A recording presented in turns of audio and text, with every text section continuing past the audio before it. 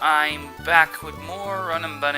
Last time I got close to Roxanne, then pivoted to maybe get some extra resources just in case because I didn't quite see a safe line. And then I found out, yeah, I can't do the other part of safe either, so I'm back to prepping for Roxanne. I think I'm ready, but I've not found a safe line at all. I have, however, found a lot of safe components. I only play like around a few crits here and there, and beyond that I should generally manage.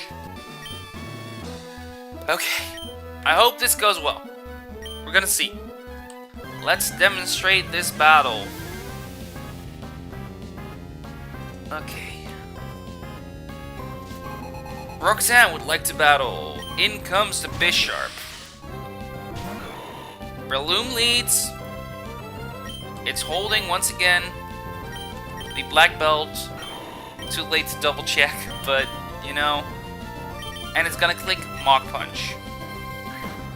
Bisharp has a focus sash, so it lives its one.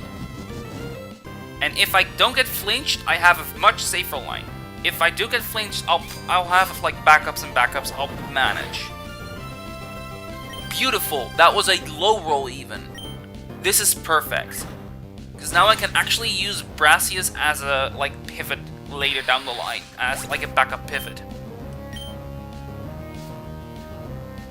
In comes Aurorus. But Aurorus, unfortunately, gets one KO'd here by Black Belt, Mach Punch. I double check it. It deals at least 108 damage against the 100 HP Aurorus. Bye-bye. Good. This is the best timeline so far.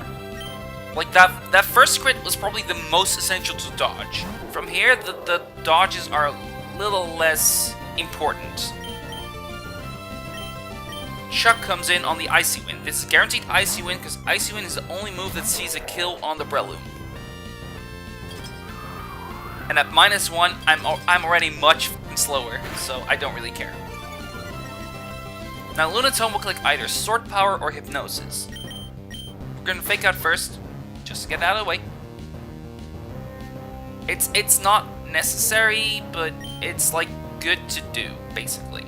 The reason we click Vital Throw and not Force Palm, because we don't actually want to see the paralysis. Because once it's paralyzed, we are faster and Payback won't KO after a Force Palm.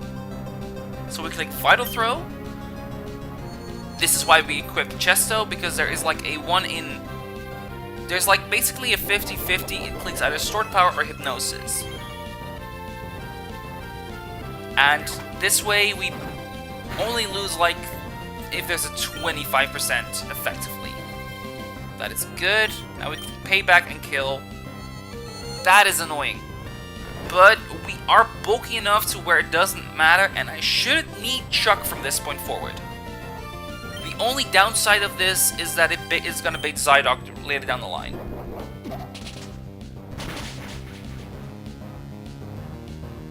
I have a... Did I just wake up turn 1? It doesn't look... I don't mind. This makes it even safer, but... This is weird. In comes... Caracosta? I guess it's a fast out damage right now because I'm slower. So it's gonna click Zen Headbutt on me, which Claire can take.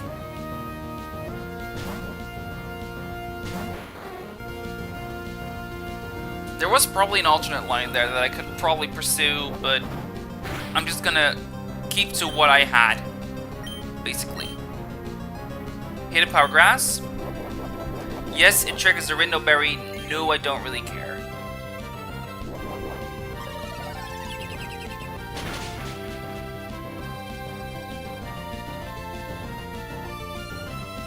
This Hidden Power Grass should basically 3-hit KO here. Oh, what? No, 2-hit KOs me. 2-hit KOs.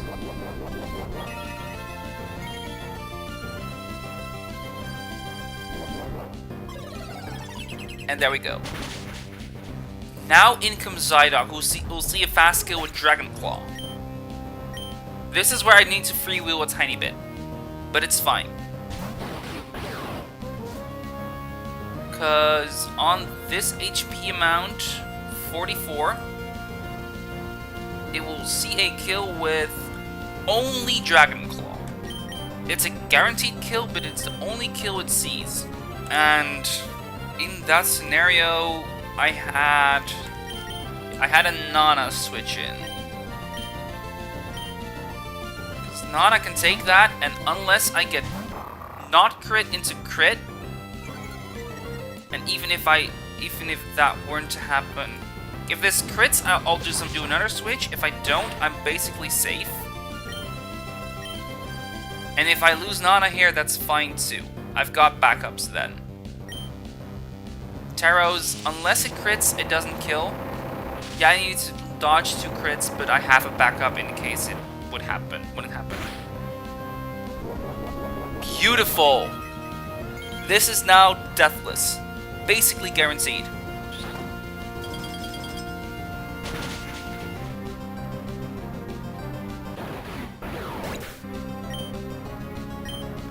Because I only need to go through the Soul Rock, who right now, with no Intimidate up, will click Rock Slide on me, and that would kill, but we've got options. We're gonna go to Chuck on the Rock Slide.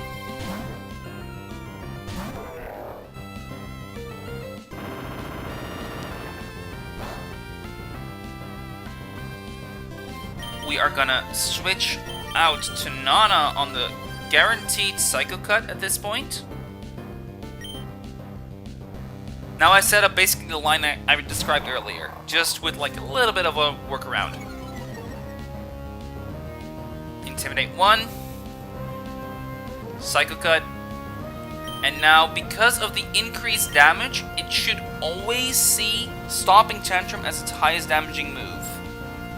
Because the last move failed, and as a result, Stomping Tantrum will be the highest damaging move always.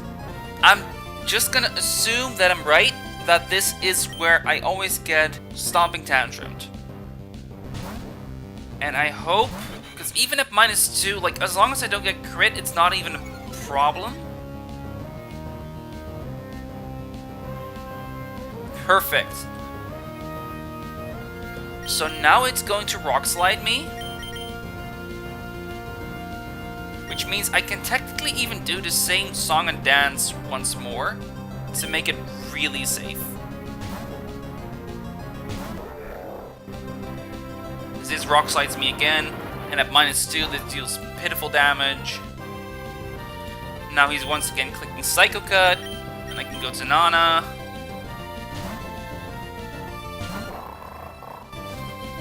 Get it to -3. It's just packing the most insurance I can, effectively.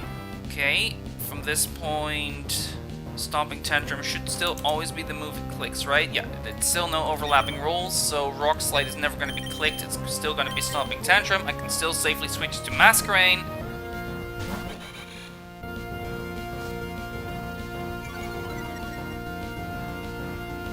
I got quite lucky for this one, I'm well aware, but I also... there was only 2 crits I needed to dodge, and both of them have backups. Anyway, now at -4, Ramos comes in and laughs at everything it does, basically. Mega Drain's recovery out-damages Rock Slide's damage. And with it at -4, there's a lot of overlapping rolls between Rock Slide and Psycho Cut, which means he's also likely to click that, and thus not even have a chance to flinch me. All in all, this looks like fine. He might Morning Sun here, I don't know, I don't think I care. I'm packing insurance on insurance on insurance for something that I don't really need insurance for. That was a misclick. I thought Razor Leaf was there. It's not a misclick that's gonna matter, but it's a misclick. As insurance, I'm gonna do this, and Razor Leaf for the kill.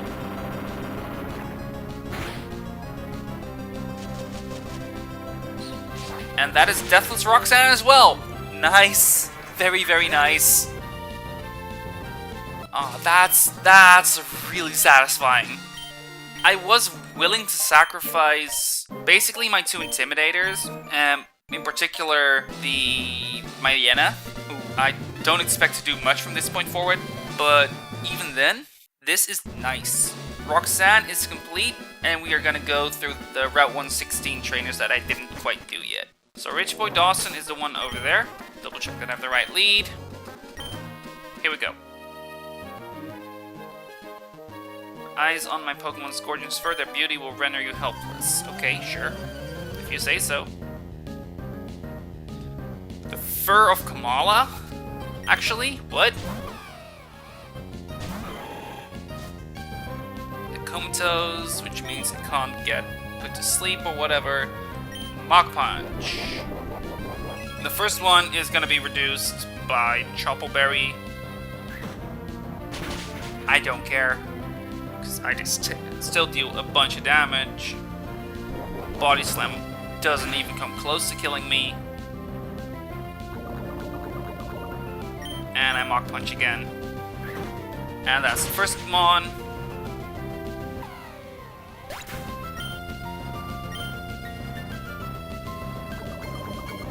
Now here comes Gyarados. Intimidates me, oh no anyway. I'm gonna quickly switch out. This Gyarados only has Dragon Rage,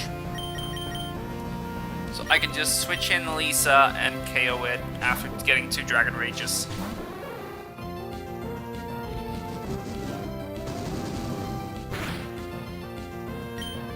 I will Thunder Punch it. There's not really much of a difference, but you know what? Punch. Easy fight. This was not the hard one of the 2 anyway, at least not last time. My line was slightly different, but altogether similar. So we're gonna go to the next 2. Jury and Johnson. And yeah. Here we go. I don't need to heal the Breloom. That tiny bit of damage is gonna get healed before it does anything.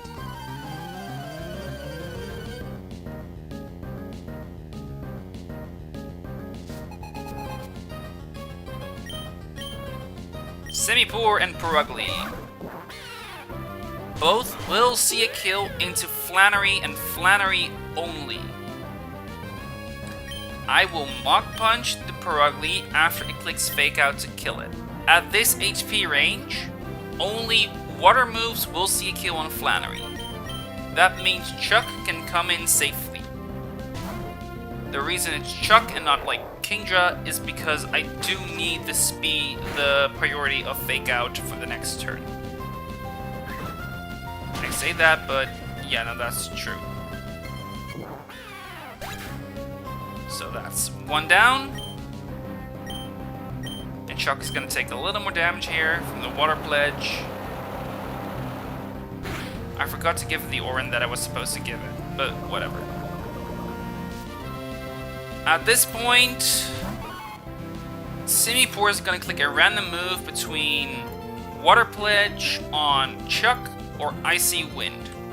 I don't care. I'm going to Mach Punch and Fake Out the Sneasel. I need to Fake Out the Sneasel as well, despite the Inner Focus, just because it has a Focus Sash. This way, Sneasel does nothing as well. And we got through 2 of the 3 very quickly. Now, Icy Wind deals quite a bit against Breloom. And that is fine. As a matter of fact, I can just kind of Giga Drain and Seismic Toss it, even. This will bait Air Cutter on the next round. And that's fine because I have like 2 switch-ins for that.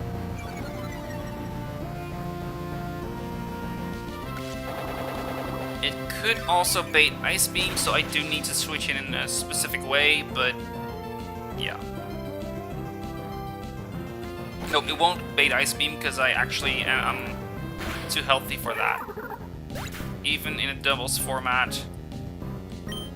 Air Cutter might not see a kill, but it is going to be the highest damaging move on both Hariyama and Breloom, so it will always click it here.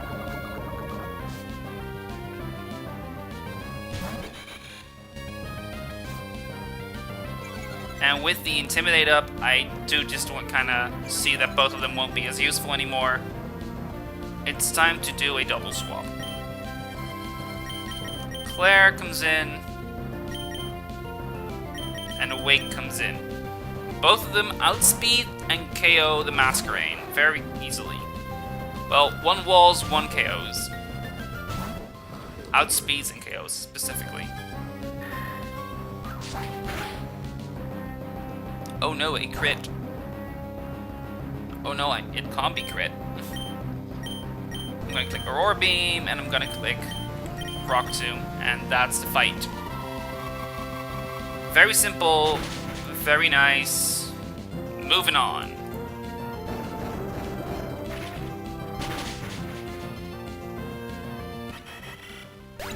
There we go.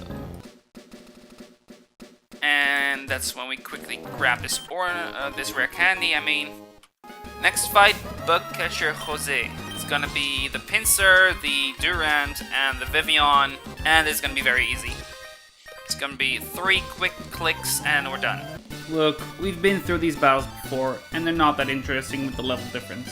Plus, they're a nightmare to edit. Are we at the point in our relationship where we can skip fights I've already done? Yes? Alright, good. Let's move on then. Also, please like and subscribe, thank you. We are at Rusturf Tunnel. I've got Berg with me, who's my Compound Eyes Mon, which helps me get some items maybe. And let's get in. So what are we getting here? Show me Swineup, okay. I don't know if Swineup can have held items. Actually, in general, I don't know how held items work in this game, because the documentation doesn't say it. Swineup, get in. 2, 3, there we go. Swineup has to be Price, right? Oh wait, it's a female. Candace is the only female Ice-type trainer, so I will call you Candace. Swineup. A thick, fat, hardy Swineup with average to mediocre IVs. I can already evolve it. It is a ground type with Stomping Tantrum at 30 and Ancient Power at 35. So technically speaking, I could have a Mamoswine for Watson, which is also kind of insane. And the fight is right over there. Thanks to the neat moves I kept on Breloom, I could make this fight a whole lot easier. I'm gonna lead with it, use Worry Seed, Giga Drain, kill, and then Clefable comes in, and from there, I'll show it as it goes.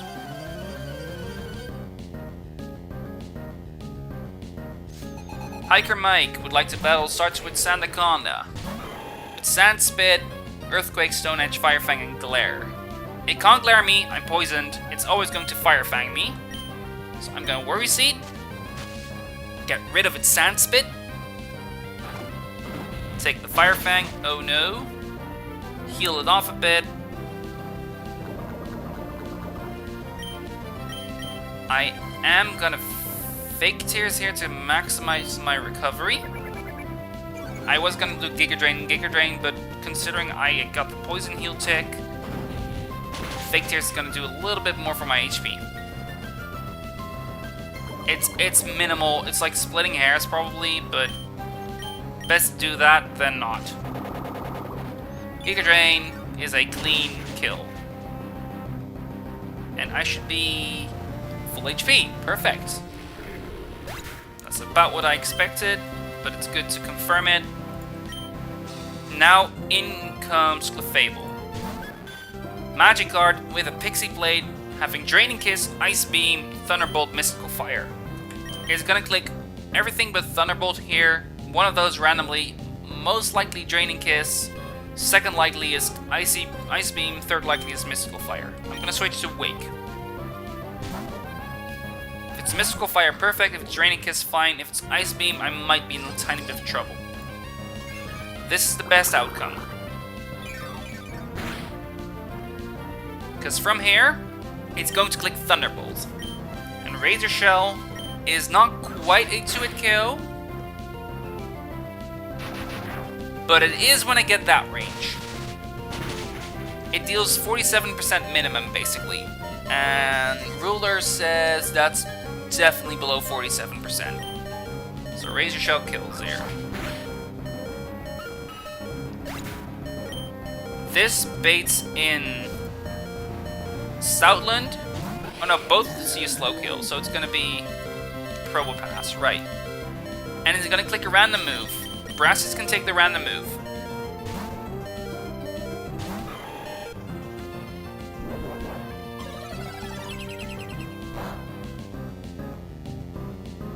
That was perfectly fine.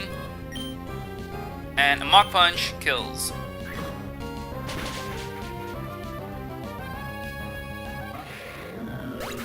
Good. And finally, I am at full HP, so I can just 1v1 the Stoutland myself. With Brassius. I don't need to do anything fancy.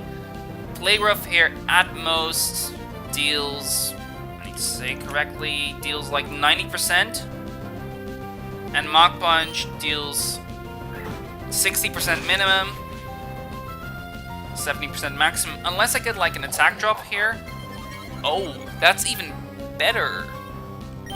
We just say goodbye now. Punch.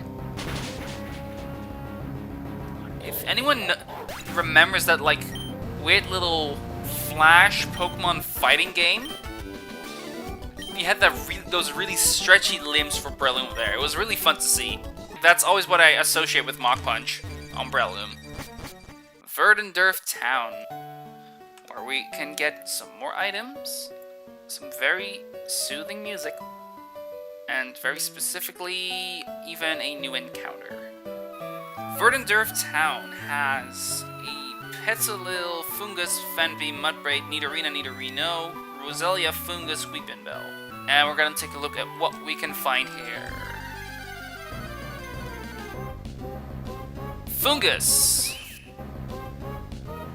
Okay, I'm not sure actually Fungus, it has Effect Spore, never mind, it's not nearly as good as I thought it would be.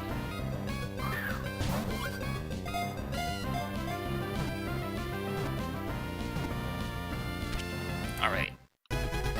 Good enough.